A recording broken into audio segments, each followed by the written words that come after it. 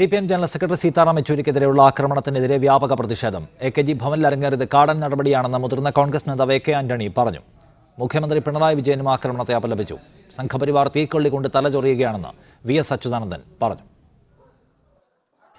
Delhi AKG ഭവനിൽ സീതാറാം യെച്ചൂരിക്കെതിരെ നടന്ന ആക്രമണത്തിനെതിരെ നേതാക്കൾ ഒന്നടങ്കം രംഗത്തെത്തി. ആക്രമണത്തെ കാടൻ നടപടിയെന്നാണ് കോൺഗ്രസ് നേതാവ് AK ആന്റണി വിശേഷിപ്പിച്ചത്.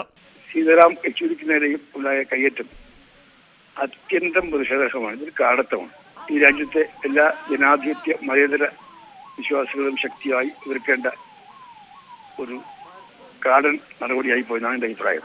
ഇന്ത്യൻ ജനാധിപത്യത്തിന് നേരെയുള്ള ആക്രമണമാണിതെന്ന് മുഖ്യമന്ത്രി പിണറായി വിജയൻ ട്വിറ്ററിൽ കുറിച്ചു.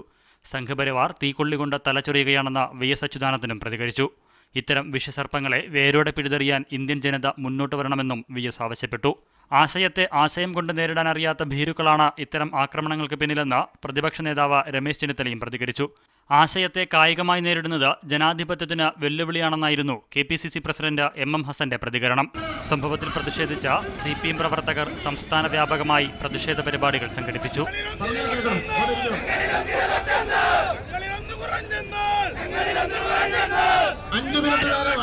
വിവിധ ബ്യൂറോകൾക്കൊപ്പം മീഡിയ 1 തിരുവനന്തപുരം.